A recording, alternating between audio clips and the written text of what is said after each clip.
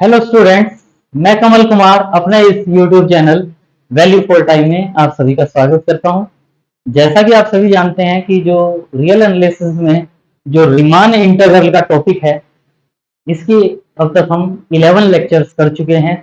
आज का हमारा 12th जो लेक्चर है, बड़ा अच्छा लेक्चर है, बड़ा इंटरेस्टिंग लेक्चर है कि जो रीमान इंटीग्रल की प्रॉपर्टीज हैं उनको हम डिस्कस करेंगे। और जो रीमान इंटीग्रल की प्रॉपर्टीज हैं वो आज के एक लेक्चर में तो कंप्लीट नहीं होंगी, उससे रिलेटेड, क्योंकि जो थ्योरेटिकल प्रूफ है, जो प्रॉपर्टी है, उस प्रॉपर्टी का जो थ्योरेटिकल प्रूफ है उसको भी हम डिस्कस करेंगे। तो 2-3 लेक्चर्स में जो रीमान इंटीग्रल की सभी प्रॉपर्टीज हैं उनको हम स्टेप बाय स्टेप सभी प्रॉपर्टीज को डिस्कस करेंगे with proof. Very easy properties हैं रीमान इंटीग्रल का, lower integral, upper integral, Riemann sum, उनके जो मीनिंग है, least upper bound, greatest lower bound, अगर वो मीनिंग हमें क्लियर है तो हमें प्रॉपर्टीज ऑफ रीमान इंटीग्रल जो है उसमें हमें कोई प्रॉब्लम नहीं होती। इजीली हम इन रिजल्ट्स को वन बाय वन सिंप्लीफाई करेंगे। तो सबसे पहले जो फर्स्ट रिजल्ट है प्रॉपर्टीज ऑफ रीमान इंटीग्रल में, उसमें देखिए हम क्या कर रहे हैं। If f and g are bounded and integrable function, two functions हैं f and g, अगर बाउंडेड एंड इंटीग्रेबल है on closed interval a b with given है साथ में कि f of x is less than or equal to gx for all x belongs to closed interval a b, तो then हमें क्या prove करना है कि जो इंटीग्रल ऑफ f dx होगा वो क्या होगा, लेस देन और equal to integral of g dx। अगर f of x less than और इक्वल टू gx है तो जो integral of f of x होगा वो क्या होगा, लेस देन और equal to integral of g d x from limit a to b. तो इजी रिजल्ट है, बस हमें जो least upper bound, greatest lower bound, इनका मीनिंग जो है वो माइंड में सेट होना चाहिए। और आई होप कि अब तक जो हम 11 लेक्चर्स कर चुके हैं इनमें हर एक सभी लेक्चर्स में हमारे पास least upper bound, greatest lower bound, upper sum, lower sum, upper integral, Riemann integral, सब ये जो वर्ड्स है यूज हुए हैं। बस उनको किस वे में लिखें कि हमारा ये रिजल्ट कंप्लीट हो जाए। तो वेरी वेरी इजी रिजल्ट है कि वही हम क्या करें, let small m and capital M जो है वो जो फंक्शन f है उस f फंक्शन की ग्रेटेस्ट लोअर बाउंड और लिस्ट अपर बाउंड है। यानी स्मॉल m जो है वो f फंक्शन जो है, f of x जो फंक्शन है, इस फंक्शन की सबसे छोटी वैल्यू और सबसे बड़ी वैल्यू है on closed interval a b, greatest lower bound and least upper bound. इसी वे में m dash, small m dash और कैपिटल M डैश, ये भी greatest lower bound and least upper bound है of function g on respectively on closed interval a b। तो इसके बाद ये जो लाइन लिखी गई है ये बिल्कुल इजी है, ये हम अपने आप समझ सकते हैं कि मीनिंग क्या है। और अगर हम समझ के करेंगे तो मेरा आपसे दावा है कि आप इनको इजीली समझ पाएंगे कि हमें यहाँ m क्यों लिखा, क्योंकि हमें ये वाला पार्ट पता था, ये वाला पार्ट पता था f of x is less than or equal to gx है, ये हमें पता है। तो यहां हमने एक है स्मॉल m और एक है m डैश। स्मॉल m और m डैश में से क्या हम लिख सकते हैं, क्योंकि हमें ये जो m डैश है ये g फंक्शन की सबसे छोटी वैल्यू है और ये जो स्मॉल m है ये f फंक्शन की सबसे छोटी वैल्यू है। तो ये f फंक्शन है, तो इससे पहले g जो फंक्शन है उसकी छोटी वैल्यू आएगी या नहीं आएगी उसका हमें डाउट है। लेकिन जब ये f फंक्शन है तो इससे f की छोटी वैल्यू जरूर आएगी। तो इसलिए f से पहले हमारे पास यहाँ m जो लिख रहे हैं, ये स्मॉल m कैपिटल, ये जो फंक्शन f था उसकी ग्रेटेस्ट लोअर बाउंड है, तो हमने यहाँ स्मॉल m लिखा। इसी वे में ये g फंक्शन है, g फंक्शन के बाद यहाँ जो हम लिख रहे हैं m डैश। क्वेश्चन ये अराइज होता है कि यहाँ कैपिटल M आएगा या m डैश आएगा। हम f से बड़ी वैल्यू की बात कर रहे हैं, सॉरी g फंक्शन से बड़ी वैल्यू की बात कर रहे हैं। तो g से जो बड़ी वैल्यू आएगी वो g की बड़ी वैल्यू आ सकती है लिस्ट अपर बाउंड, जो g फंक्शन की लिस्ट अपर बाउंड है m डैश, वो आ सकती है। f के बारे में हम कुछ नहीं कह सकते क्योंकि g के बाद की बात कर रहे हैं, तो इसका मतलब ये m डैश आएगा। Small m is less than और equal to fx is less than और equal to gx is less than और equal to m dash for all x belongs to closed interval a b, क्योंकि हमारे पास given है f of x is less than और equal to gx। और इसके बाद ये वाला पार्ट है, ये भी हमें पता है कि ये जो m जो है वो लेस देन और इक्वल टू m डैश रहेगा, m जो है वो लेस देन और इक्वल टू m डैश रहेगा। क्यों रहेगा, क्योंकि ये जो m है ये f फंक्शन की सबसे छोटी वैल्यू है। और ये जो m डैश है ये इस g फंक्शन की सबसे छोटी वैल्यू है, और fx लेस देन और इक्वल टू gx है। तो इससे ही क्लियर हो जाता है कि जो स्मॉल m है वो लेस देन और इक्वल टू m डैश होगा, स्मॉल m डैश। इसी वे में कैपिटल M और m डैश जो है, कैपिटल M जो है इस फंक्शन की सबसे बड़ी वैल्यू है f की, और कैपिटल M डैश जो है वो g फंक्शन की सबसे बड़ी वैल्यू है।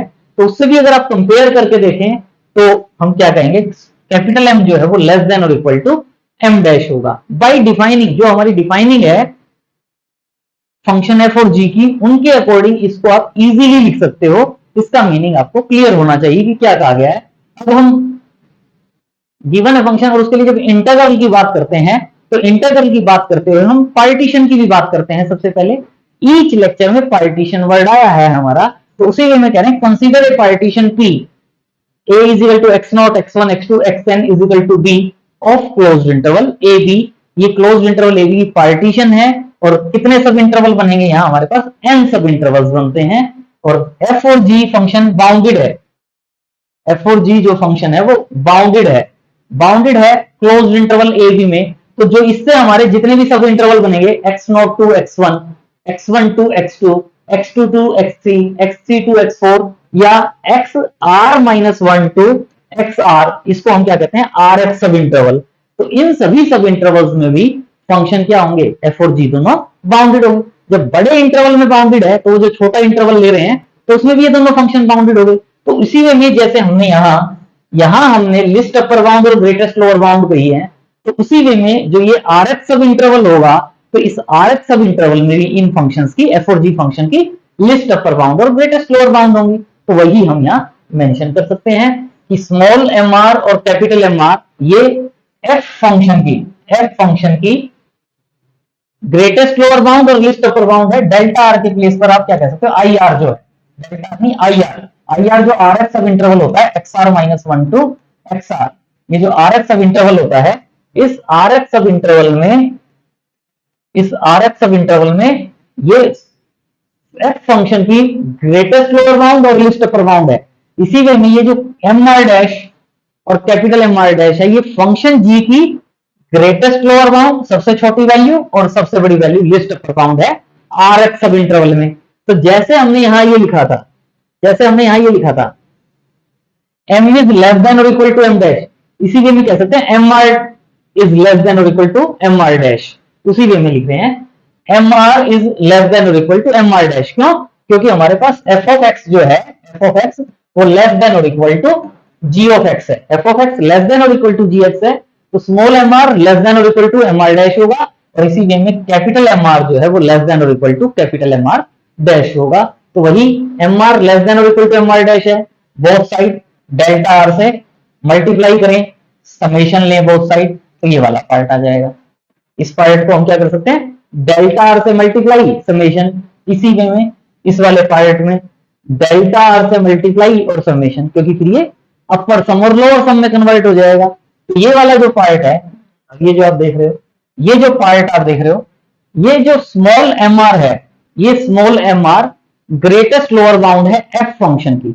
आर एफ सब इंटरवल में स्मॉल एम आर क्या है, ग्रेटेस्ट लोअर बाउंड। तो इसका मतलब ये ग्रेटेस्ट लोअर बाउंड है, तो ये लोअर सम बनाता है। लिस्ट अपर बाउंड वाला पार्ट होता तो वो अपर सम बनाता, लेकिन जिस फंक्शन की होती है, ये एफ फंक्शन की है, तो ये क्या बन जाता है, L F P is less than और इक्वल टू, ये जो एम आर डैश है ये ग्रेटेस्ट लोअर बाउंड है जी फंक्शन की। तो ये जो सम बनता है, ये सम क्या बनता है, लोअर सम किसका, जी फंक्शन का। तो इसको हम क्या लिख सकते हैं, एल जी पी। इसी वे में सिमिलरली यहाँ कैपिटल एम आर जो है वो लिस्ट अपर बाउंड है आर एफ सब इंटरवल में फंक्शन एफ की। तो ये क्या बनेगा, लिस्ट अपर बाउंड है आर एफ इंटरवल में, तो ये क्या बनेगा, अपर सम किसका, एफ फंक्शन का। तो इसको हम क्या कह सकते हैं, यूएफपी। इसी वे में यहाँ M are dash G function की लिस्ट अपर बाउंड है आर एफ सब इंटरवल में, तो ये क्या बन जाएगा, UGP, upper sum for function G with respect to partition P. तो अब ये एलएफपी है, अब हमारे पास ये जो पार्ट है। अब इसके बाद ध्यान दें कि लिखने का जो वे है वो यही होना चाहिए। कई बार बच्चे कंफ्यूज हो जाते हैं कि पहले देखो हमने यहाँ क्या कहा है, एलएफपी लेस देन और इक्वल टू एलजीपी है। एलएफपी जो लोअर सम है वो इस लोअर सम से लेस है, तो ये जो लोअर सम है वो इस जी फंक्शन के लोअर इंटीग्रल से भी छोटा होगा। इसके लिए हमें ये जो पार्ट है ना, ये जो पार्ट है, ये समझे आप, ये जो एल एफ पी है वो लेस देन और equal to L g P है।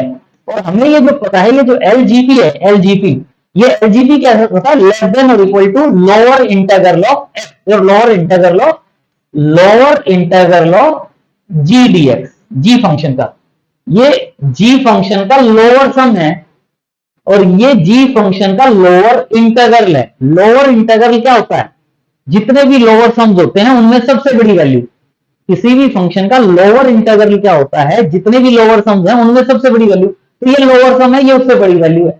तो इसकी हेल्प से हमने ये वाला पार्ट लिख दिया, L F P is less than और इक्वल टू। कई बार बच्चे क्या करते हैं, इसको एज इट इज रख लेते हैं, इसको चेंज कर देते हैं। पहले क्या लगता है, पहले इसको चेंज किया, अगले में इसको चेंज किया। स्टेप बाय स्टेप पहले इसी स्टेप को करना है। ये नहीं कि पहले हम इसको लोअर इंटीग्रल में कन्वर्ट करके less than equal to LGP कह रहे हैं, वो गलत हो जाएगा। लॉजिक है उसके पीछे कि इससे जो बड़ी वैल्यू होगी वो इसके बाद होगी या इससे पहले होगी। ये लोअर सम है, ये देखो, इसकी बात और इसकी बात कर रहा हूं मैं। ये लोअर सम है एफ पी के, एफ फंक्शन का लोअर सम पार्टीशन की गई है। ये एफ फंक्शन का लोअर इंटीग्रल है। लोअर इंटीग्रल इससे बड़ा आएगा। जब इससे बड़ा आएगा तो वो इससे पहले आएगा या इससे बाद आएगा, वो नहीं कह सकते। तो इसलिए स्टेप बाय स्टेप आपने ध्यान रखना, पहले इस लोअर सम को, जी जो फंक्शन है, जी फंक्शन के लोअर सम को लोअर इंटीग्रल वाले पार्ट से रिप्लेस करना है। इस ट्रिक से आया है ये वाला पार्ट, इस ट्रिक से आया है। तो हमने यहां ये कह दिया कि L F P is less than और equal to lower integral of function जी।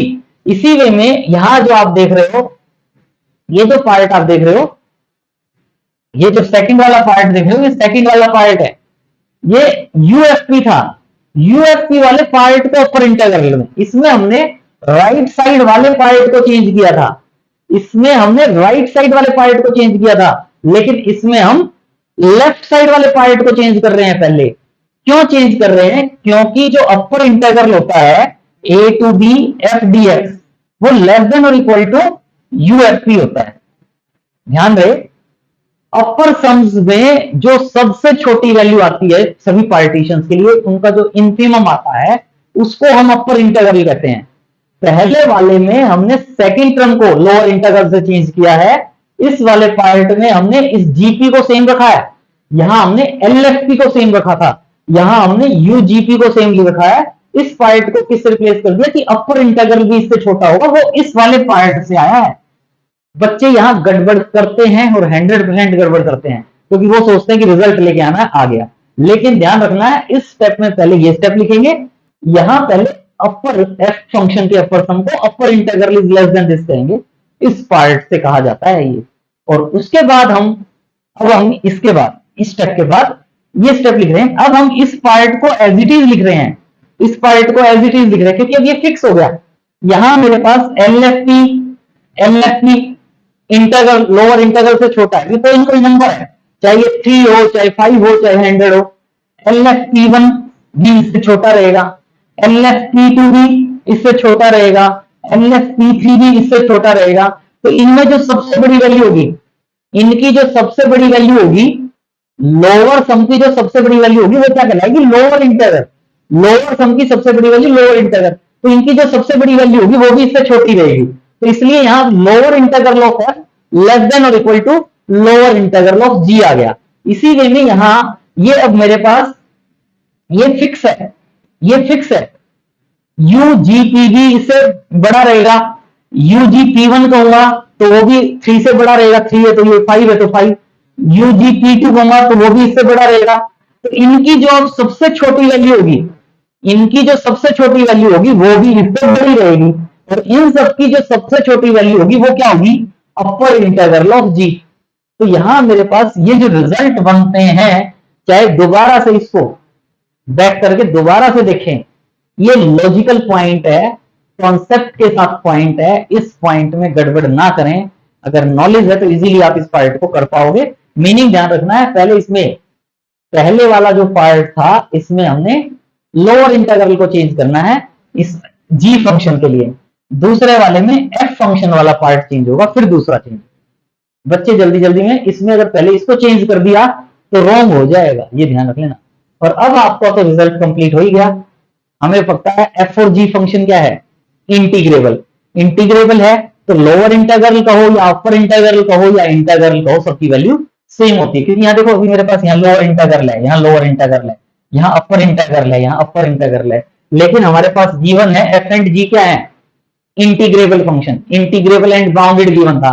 तो इसका मतलब लोअर इंटीग्रल कहो या अपर इंटीग्रल कहो या इंटीग्रल कहो, दोनों की वैल्यू सेम रहती है। एफ फंक्शन के लिए कहो या जी फंक्शन के लिए लोअर इंटीग्रल कहो, अपर इंटीग्रल कहो या इंटीग्रल कहो, वैल्यू सेम। तो अब ये जो लोअर इंटीग्रल था, लोअर इंटीग्रल ऑफ एफ, इसको मैं क्या लिख सकता हूं, इंटीग्रल ऑफ एफ, यानी इसका मतलब ये integral of F less than और इक्वल टू इंटीग्रल ऑफ जी।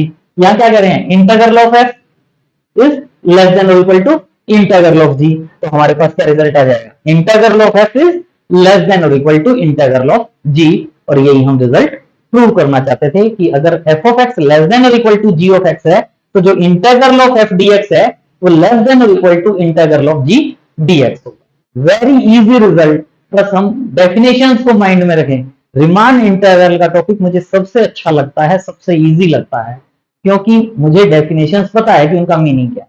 केवल डेफिनेशंस का मीनिंग क्लियर रखो, किसी भी रिजल्ट में कोई प्रॉब्लम नहीं होगी। नेक्स्ट है कॉरोलरी। जो रिजल्ट किया है इसी से बेस्ड है कि अगर फंक्शन इंटीग्रेबल है क्लोज इंटरवल ए बी में और f of x greater than और इक्वल टू 0 है, F of x greater than और इक्वल टू 0 है for all x belongs to close interval A b, तो देन इंटीग्रल ऑफ एफ जो होगा, इंटीग्रल ऑफ एफ वो क्या होगा, ग्रेटर देन और इक्वल टू 0। जैसे एफ के लिए किया था, जी के लिए, एफ जी के लिए लास्ट लेक्चर किया, वैसे ही है। एफ ऑफ एक्स क्या है, ग्रेटर देन और equal to 0 for all x. तो इसका मतलब लोअर सम जो लोगे एल एफ की, वो भी क्या रहेगा, ग्रेटर देन और इक्वल टू 0, क्योंकि एफ ऑफ एक्स की वैल्यू पॉजिटिव होगी। L F P, L F P क्या होता है, summation small M R delta. M r की वैल्यू क्या आएगी, एम आर क्या होती है, ग्रेटेस्ट लोअर बाउंड, तो एम आर क्या होगा, पॉजिटिव। डेल्टा आर तो लेंथ है, पॉजिटिव होती है, तो लोअर सम क्या हो जाएगा, पॉजिटिव। इसी वे में अपर सम भी क्या होगा, पॉजिटिव। तो लोअर सम क्या होगा, पॉजिटिव, अपर सम भी क्या होगा, पॉजिटिव फॉर एनी पार्टीशन। जब ये अपर सम बड़ा है तो इन अपर सम्स की सबसे छोटी वैल्यू ले लो, इनफीमम। अपर सम्स की सबसे छोटी वैल्यू इनफीमम ले लो, या उसको इनफीमम कहो या ग्रेटेस्ट लोअर बाउंड कहो। जब ये वैल्यू पॉजिटिव है तो सभी पार्टीशंस के लिए ये वाली वैल्यू फाइंड आउट करोगे तो पॉजिटिव आएगी। तो पॉजिटिव्स में सबसे छोटी वैल्यू जो होगी वो भी क्या रहेगी, पॉजिटिव। तो इसका मतलब greatest lower bound of upper sum क्या हो जाएगा, पॉजिटिव। इसी वे में लोअर सम पॉजिटिव है, तो लोअर सम्स में जो सबसे बड़ी वैल्यू आएगी सभी पार्टीशंस के लिए लोअर सम फाइंड आउट करें, उनका जो सुप्रीमम होगा या लिस्ट अपर बाउंड आप कहोगे तो वो भी क्या आएगी, पॉजिटिव। ये जो हमने ग्रेटेस्ट लोअर बाउंड दी है ये क्या होता है, अपर इंटीग्रल। तो इसका मतलब अपर इंटीग्रल क्या हो जाएगा, पॉजिटिव। ये जो least upper bound of lower sum करें, लोअर सम्स की सबसे बड़ी वैल्यू वो क्या होती है, लोअर इंटीग्रल। तो इसका मतलब लोअर इंटीग्रल भी क्या हो जाएगा, पॉजिटिव। अपर इंटीग्रल भी पॉजिटिव, लोअर इंटीग्रल भी पॉजिटिव, लेकिन हमें क्या गिवन है, फंक्शन इज इंटीग्रेबल।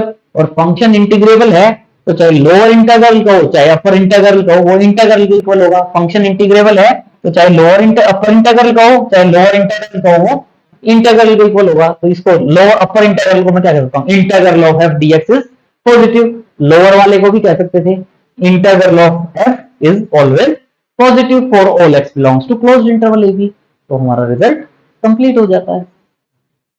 इसी वे में सेकंड जो रिजल्ट है इसमें क्या करें, if F is A non negative greater than और इक्वल टू 0 हो जाएगा। एफ इज ग्रेटर देन और equal to 0, non negative continuous function, continuous given है on closed interval A B and integral of F dx is equal to 0। यहां integral 0 given है तो हमें prove करना है एफ ऑफ एक्स की value 0 होगी for all x. F of x is equal to 0 for all x, मतलब x की वैल्यू कुछ भी पुट करो, फंक्शन की जो वैल्यू आएगी वो 0 आएगी। F of x is equal to 0 for all x belongs to closed interval A b. So very easy result है कि फंक्शन क्या है, कॉन्टिन्यूअस। अगर कोई फंक्शन क्लोज्ड इंटरवल में कॉन्टिन्यूअस है तो वो इंटीग्रेबल होता है। यहाँ इंटीग्रेबल ना देके कॉन्टिन्यूअस दे दिया, फंक्शन कॉन्टिन्यूअस है इसका मतलब फंक्शन क्या होगा, इंटीग्रेबल। और फंक्शन अगर इंटीग्रेबल है तो कोई भी पार्टीशन होगी उसके लिए अपर सम या लोअर सम फाइंड आउट कर सकते हैं।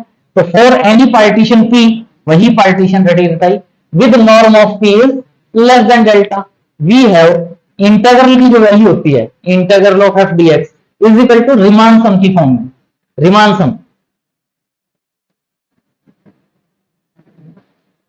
सम हमने डिफाइन किया था, समेशन एफ एक्स आई आर डेल्टा आर, लिमिट या तो नॉर्म p टेंड्स टू 0 कहो या limit n tends to infinity कहें, तो ये वाला पार्ट होता है। एक्स आई आर क्या होता है, RF सब इंटरवल का आर्बिट्रेरी पॉइंट, और डेल्टा आर क्या होती है, इंटरवल की लेंथ।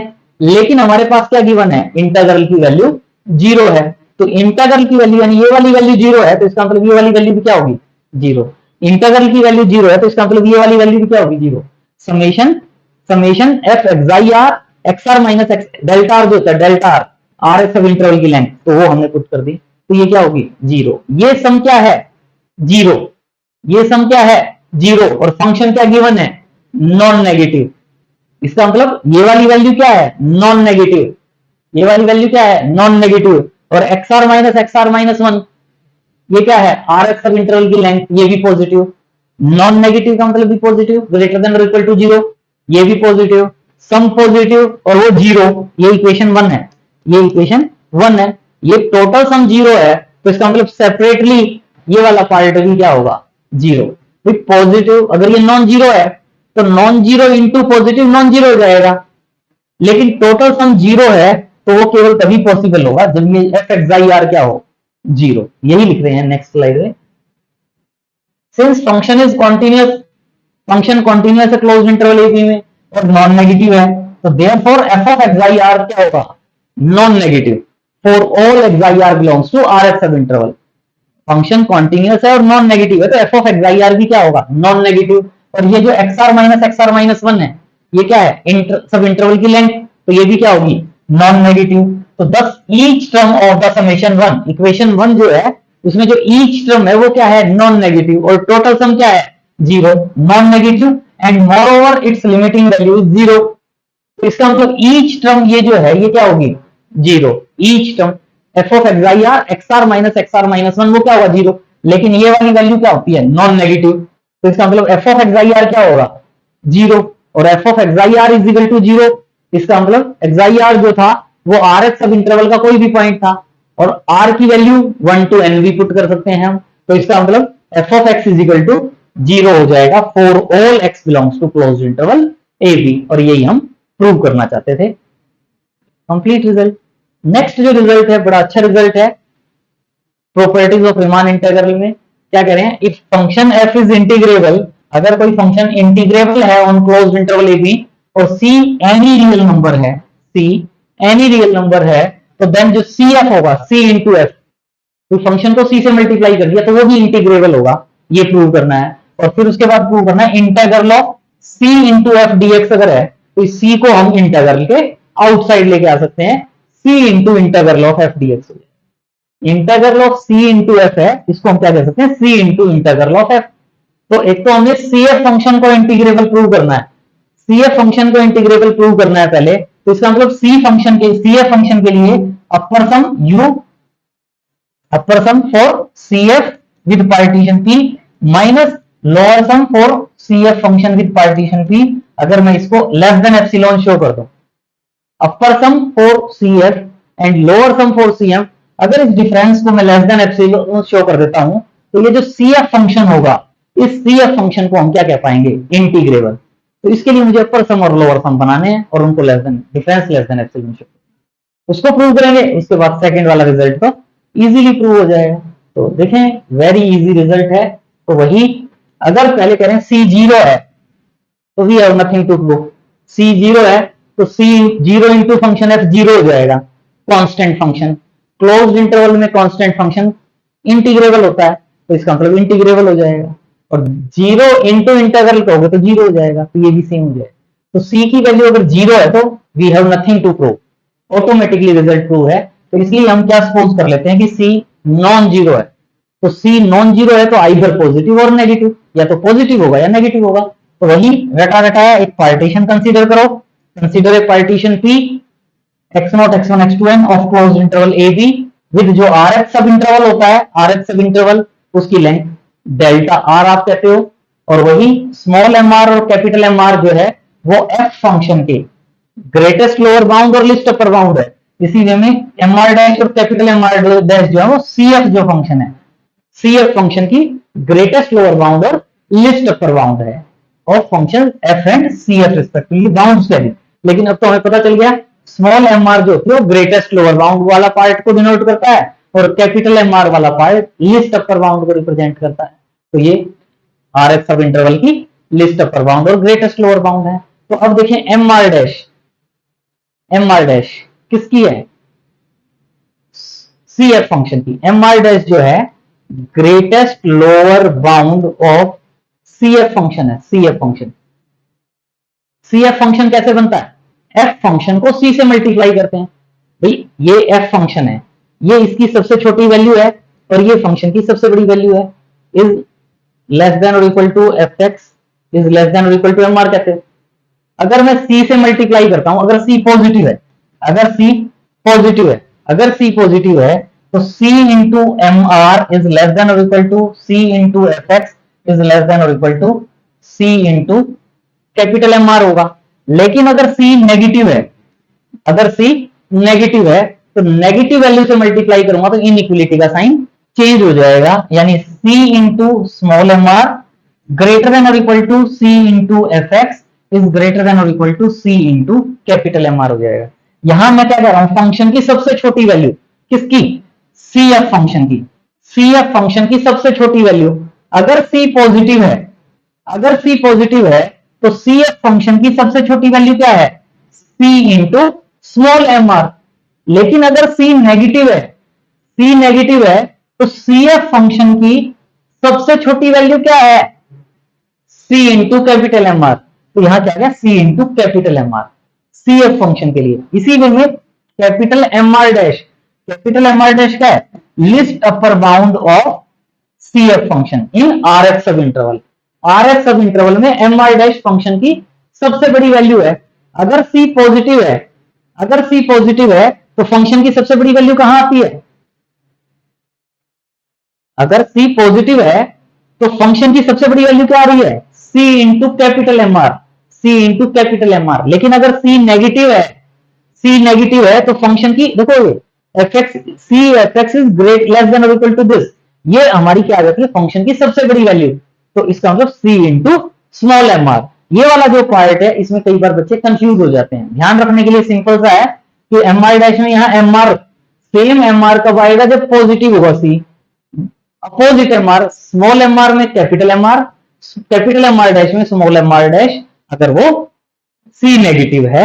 तो ध्यान रखने के लिए ये लॉजिक की बात करें तो ऐसे, लेकिन हमने ध्यान भी रखना है, एक बार समझना है फिर ध्यान रखना है। तो ध्यान रखने में आप ये वाला पार्ट ध्यान रख सकते हो। और अब इसके बाद आप देखो, अगर मैं डेल्टा आर से मल्टीप्लाई करूंगा, यहाँ डेल्टा आर से मल्टीप्लाई, यहाँ डेल्टा आर से मल्टीप्लाई, यहाँ डेल्टा आर से मल्टीप्लाई, यहाँ समेशन, ये वाला जो समेशन होगा, ये एम आर डैश क्या थी, सी एफ फंक्शन की ग्रेटेस्ट लोअर बाउंड।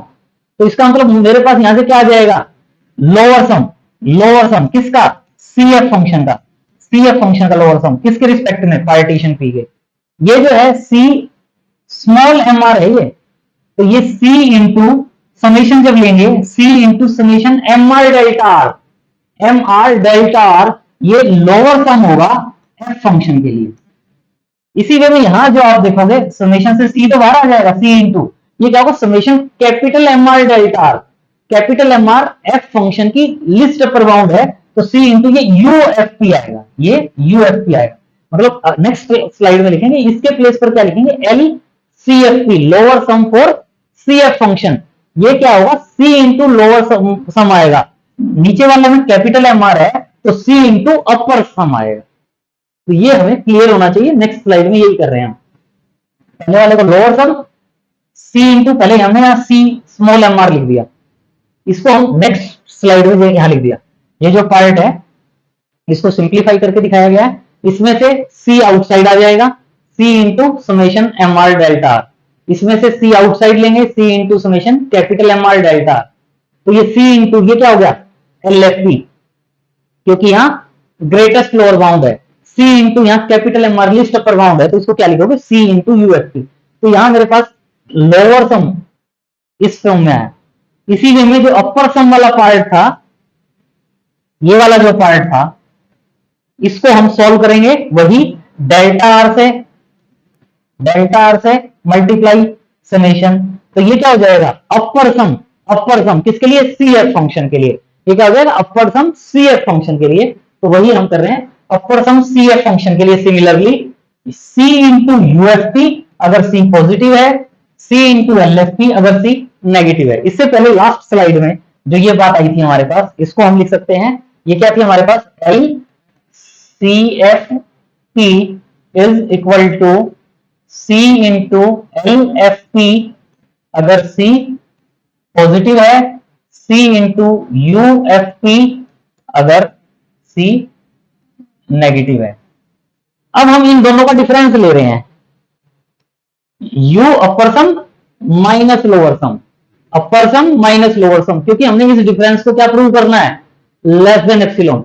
एक पार्टीशन पी के लिए अपर सम और लोअर सम का डिफरेंस अगर लेस देन एप्सिलॉन प्रूव कर देंगे with norm of P less than delta word use कर देंगे, तो इसका मतलब क्या होगा, फंक्शन सी एफ क्या हो जाएगा, इंटीग्रेबल। तो इसके लिए देखें, सी अगर पॉजिटिव है, सी अगर पॉजिटिव है तो ये वाला पार्ट और ये वाला पार्ट यूज करेंगे, दोनों का डिफरेंस लेंगे तो सी कॉमन आ जाएगा, क्या आ जाएगा, अपर सम माइनस लोअर सम अगर सी पॉजिटिव है। लेकिन अगर सी नेगेटिव है, सी अगर नेगेटिव है तो क्या आएगा, सी इंटू लोअर सम माइनस सी इंटू अपर सम। तो इसमें से माइनस साइन कॉमन ले लेते हैं, तो माइनस सी into upper sum minus lower सम हो जाएगा। ये सी कब है, जब सी पॉजिटिव है, और ये माइनस सी कब है, जब सी नेगेटिव है। तो इस पूरे को हम मिला के यहां क्या ले सकते हैं, mod C, magnitude of C, modulus of C. Modulus of C का मतलब क्या होता है कि अगर सी पॉजिटिव है तो सी नेगेटिव है तो माइनस सी। तो इसको हम क्या लिख सकते हैं, modulus of C into upper sum minus lower sum. लेकिन हमारे पास क्वेश्चन में पहले एफ फंक्शन क्या गिवन था, इंटीग्रेबल। फंक्शन एफ क्या था, इंटीग्रेबल। और फंक्शन एफ इंटीग्रेबल है तो उसके अपर सम और लोअर सम के डिफरेंस को जितना स्मॉल चाहें उतना स्मॉल हम बना सकते हैं। लेकिन हमारे पास फंक्शन एफ क्या गिवन है, इंटीग्रेबल। इसको हमने क्या कहना चाहिए, इक्वेशन नंबर 2। अपर सम, क्योंकि हमने इक्वेशन 1 शायद पहले डिफाइन की है, इसमें नहीं की, वो पहले वाले में थी, तो इसको आप इक्वेशन 1 ही कह सकते हो कि हमारी इक्वेशन 1 आ गई थी। फंक्शन एफ क्या है, इंटीग्रेबल। और फंक्शन एफ इंटीग्रेबल है तो गिवन एप्सिलॉन ग्रेटर देन 0 के लिए there exist A partition P of closed interval A B such that upper sum minus ये लोअर सम है, upper sum minus lower sum is less than epsilon भी कह सकते हो, या यहां क्या कह दिया, epsilon upon magnitude of C, क्योंकि वहां मैग्नीट्यूड ऑफ सी मल्टीप्लाई में है ताकि वो कैंसिल आउट हो जाए। एप्सिलॉन भी लिख सकते हो, यहां क्या लिख दिया, फंक्शन एफ इंटीग्रेबल है तो पार्टीशन पी के लिए upper sum minus lower sum क्या होगा, less than epsilon upon magnitude of c, equation number 2। और ये वाली वैल्यू हम यहां इक्वेशन 1 में इसकी जो वैल्यू है ये पुट कर सकते हैं, this value is less than epsilon upon magnitude of C.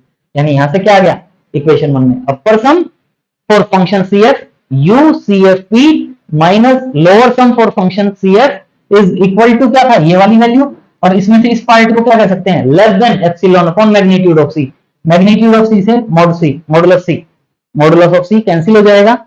Upper sum for C F minus lower sum for C F for partition P is less than epsilon. और इसका मतलब क्या होगा कि जो सी एफ फंक्शन है, C F function क्या होगा, इंटीग्रेबल।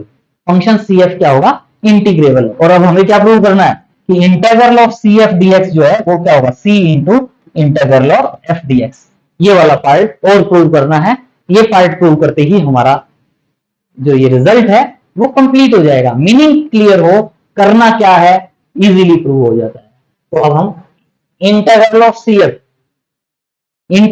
एफ जो है उसको हम क्या लिख सकते हैं, upper integral of C F dx लिख सकते हैं, क्योंकि हमने लास्ट स्लाइड में प्रूव कर दिया कि फंक्शन इंटीग्रेबल है।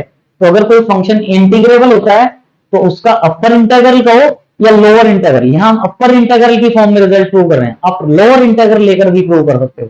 लोअर इंटीग्रल लोगे तो लोअर इंटीग्रल लिख दोगे, जहां एल आया होगा वहां यू आ जाएगा, जहां यू आया होगा वहां एफ आ जाएगा, सेम पैटर्न पे सॉल्व हो जाएगा। तो यहां हम इंटीग्रल इज इक्वल टू क्या ले रहे हैं, अपर इंटीग्रल। और अपर इंटीग्रल की डेफिनेशन क्या कहती है, greatest lower bound of upper sum. Upper integral क्या होता है, greatest lower bound of upper sum, मतलब जितने भी अपर सम हैं उनमें जो सबसे छोटी वैल्यू है।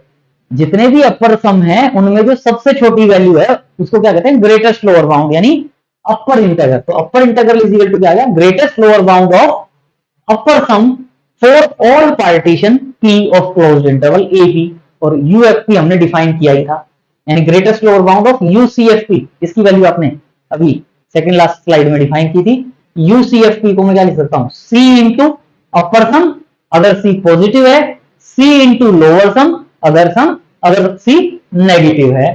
तो सी यूसीएफ को सी को बाहर लेके आ सकते हैं, लेकिन बाहर लेके आते हुए ध्यान रखते हैं पॉजिटिव है तो अपर सम ही रह जाता है, सी अगर नेगेटिव है तो वो लोअर सम में कन्वर्ट हो जाता है। ये वाला पार्ट आ गया। अब इसको हम ग्रेटेस्ट लोअर बाउंड को भी अंदर ले जा सकते हैं, सी को बाहर लेके आ रहे हैं तो पॉजिटिव है तो ग्रेटेस्ट लोअर बाउंड रहेगी, अगर सी नेगेटिव है तो ग्रेटेस्ट लोअर बाउंड जो है वो लिस्ट अपर बाउंड है, क्योंकि नेगेटिव साइन से मल्टीप्लाई करते ही इनइक्वलिटी का साइन चेंज हो जाता है। तो इस ग्रेटेस्ट लोअर बाउंड को अगर आप अंदर लेके जाते हो तो C into greatest lower bound ही रहेगी अगर सी पॉजिटिव है। लेकिन अब सेकंड वाले पार्ट में लेके जा रहे हैं अंदर, तो जो ग्रेटेस्ट लोअर बाउंड थी वो किसमें कन्वर्ट हो जाएगी, लिस्ट अपर बाउंड में। तो इस वाले पार्ट को क्या लिख दिया, सी इंटू लिस्ट अपर बाउंड। ये है अपर सम की ग्रेटेस्ट लोअर बाउंड। अपर सम में सबसे छोटी वैल्यू वो क्या होती है, अपर इंटीग्रल। लोअर सम में सबसे बड़ी वैल्यू वो क्या होती है, लोअर इंटीग्रल। तो बस ये जो अपर सम का ग्रेटेस्ट लोअर बाउंड है इसको क्या लिख दिया, अपर इंटीग्रल। इसी वे में जो ये लिस्ट अपर बाउंड है लोअर सम की लिस्ट अपर बाउंड का मतलब लोअर सम की सबसे बड़ी वैल्यू वो किसको रिप्रेजेंट करती है, लोअर इंटीग्रल को। तो सी इंटू अपर इंटीग्रल आ गया, यहां सी इंटू लोअर इंटीग्रल आ गया। लेकिन फंक्शन एफ क्या था, इंटीग्रेबल। और फंक्शन एफ इंटीग्रेबल था तो मतलब अपर इंटीग्रल का हो या लोअर इंटीग्रल का हो या इंटीग्रल का हो, दोनों की वैल्यू सेम होती है। फंक्शन क्या है, इंटीग्रेबल। तो अपर इंटीग्रल का हो या लोअर इंटीग्रल का हो या इंटीग्रल का हो, सेम होता है। तो इसको भी मैं इंटीग्रल में कन्वर्ट कर सकता हूं, इसको भी मैं इंटीग्रल में कन्वर्ट कर सकता हूं। सी पॉजिटिव हो या नेगेटिव हो, दोनों केस में सी इंटू इंटीग्रल आ जाएगा। सी पॉजिटिव हो या नेगेटिव हो, दोनों केस में ये वाली वैल्यू सेम हो जाएगी। तो for every value of c, integral of C f को मैं क्या लिख सकता हूं, c into integral of f. और यही हम प्रूव करना चाहते थे। Very easy result, concept based है। कॉन्सेप्ट क्लियर करो, डोंट वरी। तो आज के लिए इतना ही। अगर वीडियो अच्छा लगा तो कमेंट बॉक्स में भी मेंशन करें कि आपको वीडियो कैसा लगा। Please like share and subscribe. I hope 12th video है तो अब तक सब्सक्राइब तो आप सबने कर ही लिया होगा। इसको जितना से जितना अपने फ्रेंड सर्कल में शेयर कर सकते हैं उतना शेयर करें, ताकि और जो बच्चे हैं उनको भी इन वीडियोस का बेनिफिट मिले, वो भी इजीली इन कॉन्सेप्ट्स को क्लियर कर पाए। मेरी कोशिश यही है कि जो रीमान इंटीग्रल का जो कॉन्सेप्ट है वो आपको ए टू जेड आपको क्लियर हो। कोशिश यही की जा रही है कि सभी टॉपिक्स आपको कवर करवाए। तो please like share and subscribe. Thanks for watching. See you in next lecture.